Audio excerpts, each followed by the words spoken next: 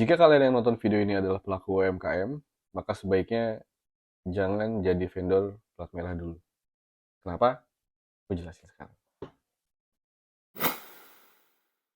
Jadi gini, ini keheranan gue selama jalan usaha gitu ya.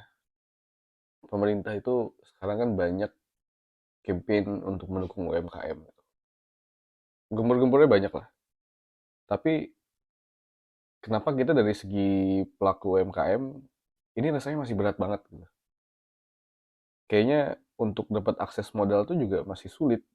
Di bawahnya ya, kalau mungkin di atas grand plan mereka tuh udah bagus. Juga niat atau cita-cita yang dituju juga bagus. Tapi kenapa kita di bawah ini UMKM tuh rasanya berat banget gitu. Nah gini, sekarang kita sama-sama tahu bahwa pemerintah punya perusahaan yang disebut BUMN yang konon katanya beberapa tahun belakangan ini banyak banget dikabarkan bahwa kalau bisa UMKM nih yang jadi suppliernya gitu kan. Kalau bisa vendornya tuh adalah UMKM deh gitu.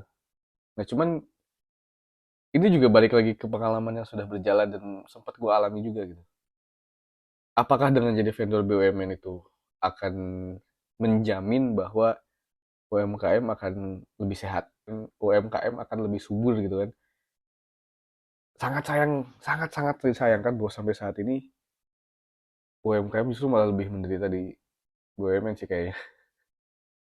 Kenapa gue bilang kayak gitu? Ini bukan pendapat pribadi, tapi yang udah-udah, terutama BUMN karya ya, konstruksi gitu. Jadi proyek-proyek pemerintah yang dikerjain atau dipegang sama BUMN dan di bawahnya ada vendor-vendor atau supplier-supplier UMKM. Itu justru malah bikin UMKM semakin apa ya, semakin kering gitu kayaknya. Kenapa gue bilang kayak gitu? Sebagai contoh aja, gue dulu pernah masuk ke salah satu plat merah, nggak perlu disebutin namanya apa. Nah, eh, paling cepet nih, paling cepet pembayarannya itu nggak ada yang sebulan dari project selesai dan berita acara gitu ya. Paling cepet itu 2 sampai 3 bulan. Kalau nggak ada ngaret, kalau nggak ada apa namanya birokrasi di dalam yang kurang inilah, kurang itulah, atau misalnya belum tanda tangan sini, belum tanda tangan situ. Ini dari komplit, udah tinggal masuk ke proses invoicing gitu ya, udah artinya mereka udah approve, itu yang udah-udah paling cepet 2 bulan.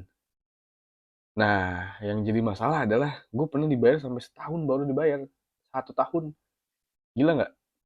Kita UMKM yang modalnya nggak seberapa, terus kita harus ngerjain project yang untungnya juga relatif normal lah ya. Mungkin range-nya di bersihnya di angka 20 sampai 30%, tapi harus nunggu setahun.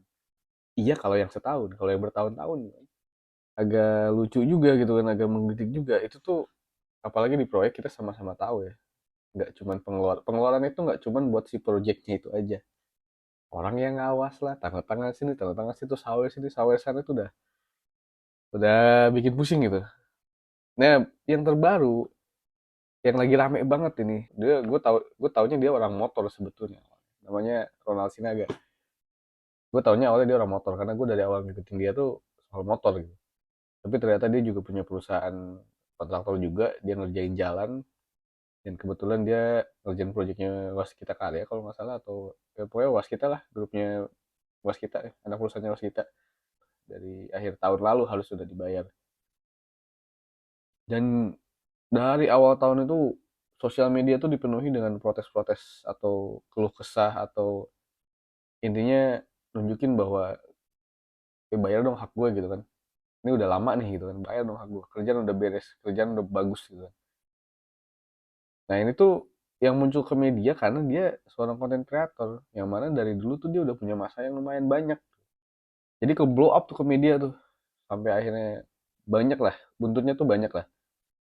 Itu sebetulnya keresahan dan apa ya yang mungkin pengen disampaikan oleh lebih banyak pelaku usaha di UMKM juga yang di bawahnya BUMN gitu. Nah dari sini sih sebetulnya gue pengen tarik benang merah gitu. Jadi eh sebaiknya ini mah jaga-jaga aja gitu. Kayaknya kalau kita pelaku usaha yang baru mulai masih tergolong UMKM, kayaknya sebaiknya jangan jangan masuk dulu ke plat merah deh.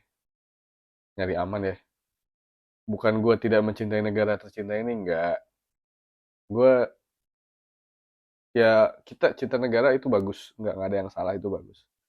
Cuman kayak lebih aman sih kalau kita nyelamatin dulu usaha kita sama orang-orang yang ada di dalam usaha kita nih, orang-orang yang kerja sama kita gitu kan, daripada terjadi hal-hal yang tidak enak karena cash flow kita mandek.